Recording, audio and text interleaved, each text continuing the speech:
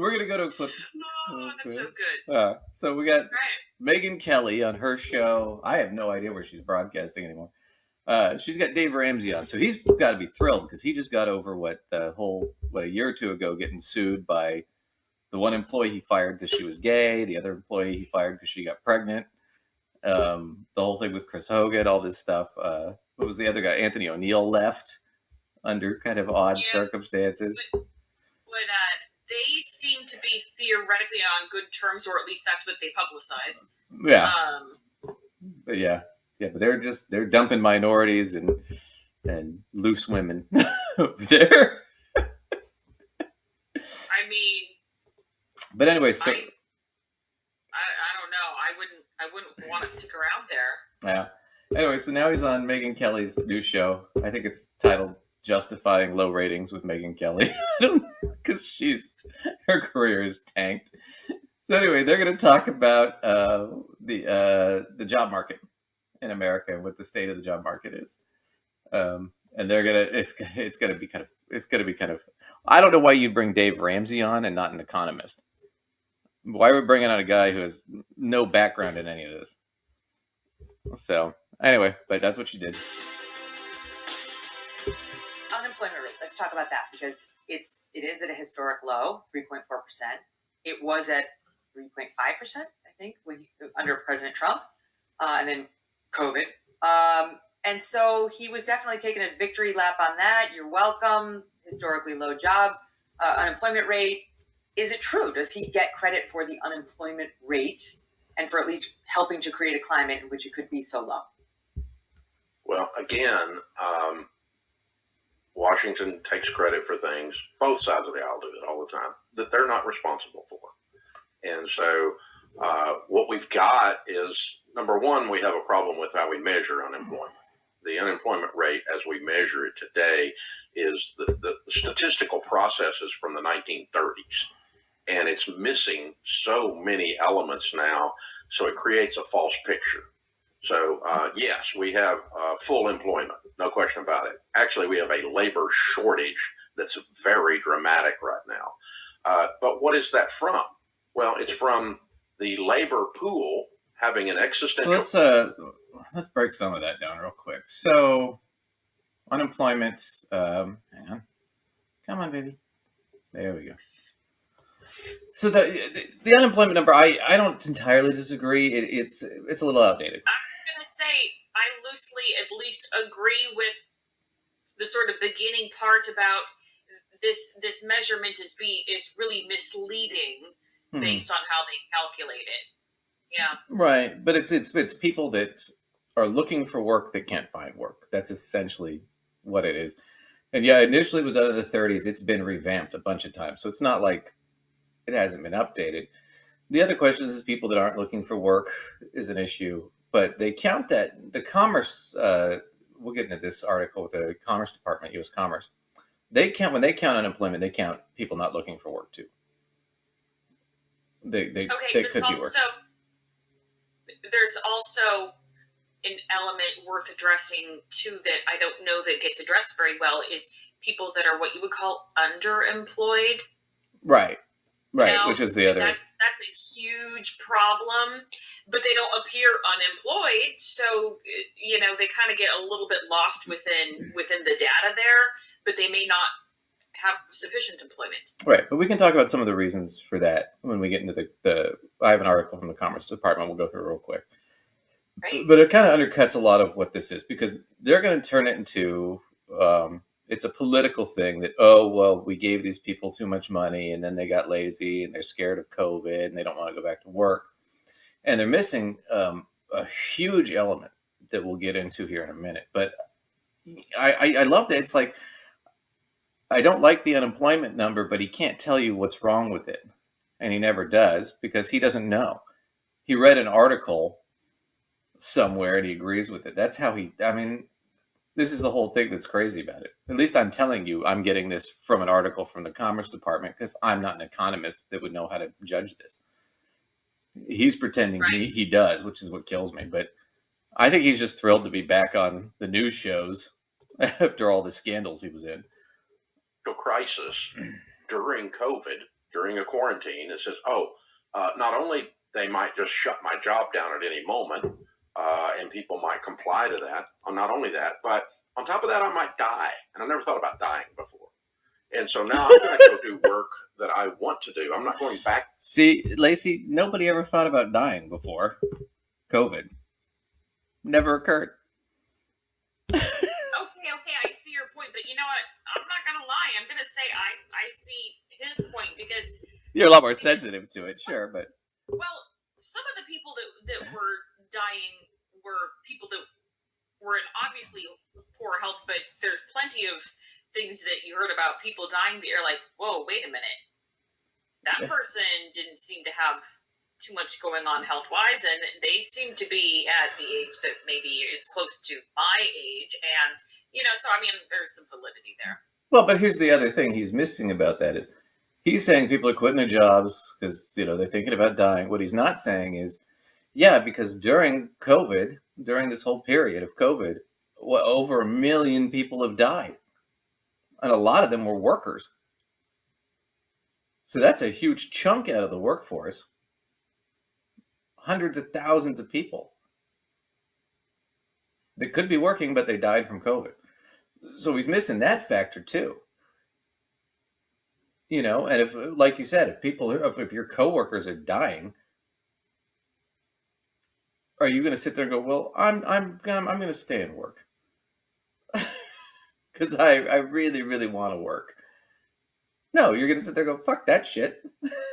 I'm out. Right? That's why so many people didn't, dodge the draft for Vietnam. It's like, do I really want to go die for this pointless war? To a job or a boss I hate. So we've had the great resignation and the great movement. We've got a great work from home movement that has exploded. But he's not explaining. This is what I hate, is he's not going to explain any of this. So why? Dave, why? And employers have complied to. But also, the thing that nobody's talking about in the mix of this is, and Mike Grove, my buddy's been Dirty Jobs, has been covering this a bunch, and several other people have picked up on the research that's out there on it. We currently have about 6 million unfilled jobs, and that the unemployment statistics, the way we do them now, doesn't cover the fact that for the first time in American history, we have 7 million able-bodied males between 25 and 54 that are not looking for work. So they're sitting on the couch playing video games for whatever reason, and someone else is supporting them, whether it's the government, their girlfriend, their mother, but someone else is supporting. So we're going to stop him there because we've covered this because this is the only stat he has, right? And we've covered this because he's covered it on his show so many times. 7 million guys not working, right? And he's like, well, for whatever reason, we know what the reason is. Most of them have high school education or less, and they can't get jobs that are worth anything. And so they've just given up. And this is not a new phenomenon. This has been going on for 20 years that number's been growing. And where do you find most of these guys? Well, as we discussed earlier, you find them in the red states, in the red counties, where there aren't great jobs, where the education sucks, where they can't get a lot of benefits, where they're just sucking on government benefits, and most of them are conservatives like Dave and Megyn. But they can't take credit for it. But that's the whole thing is, well, that's the problem. Well, if we could just fix that. But what they want to do is spin it, and this is kind of what he's doing, is, well, they're just lazy, probably because they're liberals. So we're not going to mention, we're just going to let the audience assume that they know, even though that's not what's actually happening. But let's actually look at what's happening, because this is, like I said, I don't know why you'd bring that guy on your show to talk about this. I'd have brought in, if I had her. Go ahead.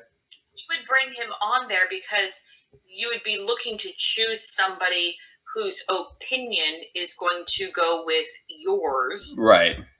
Who is used to stating their opinion in a manner that sounds like fact. Yeah. But he didn't give you anything, really. Well, That's true.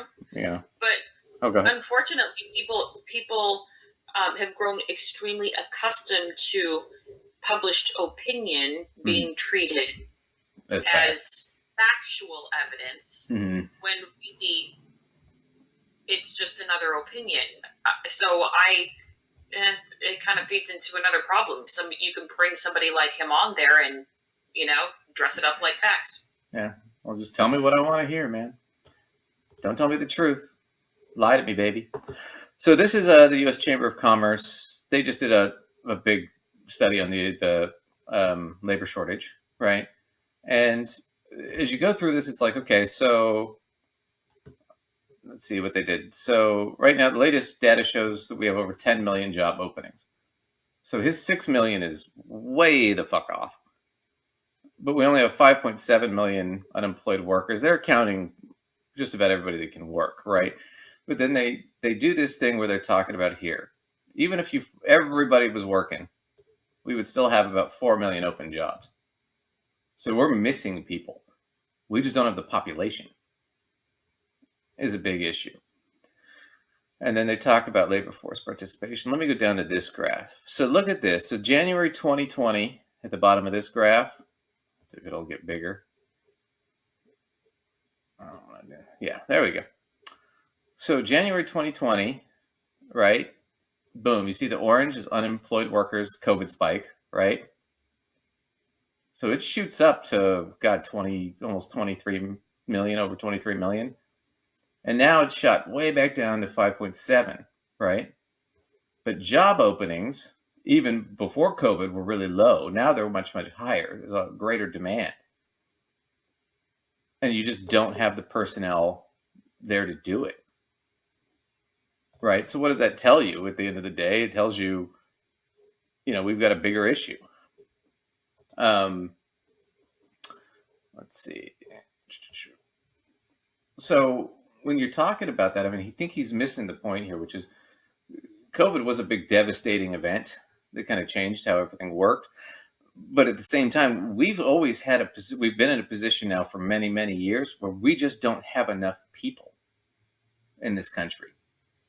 And population growth has slowed in this country quite a bit. Yeah, people can't afford to have kids. Right. But these guys are also anti-immigration, so they can't sit there and say, well, the reality is if we had 4 million people from South America come in tomorrow, we could fill a lot of almost all these jobs, and our economy would be fucking rocking.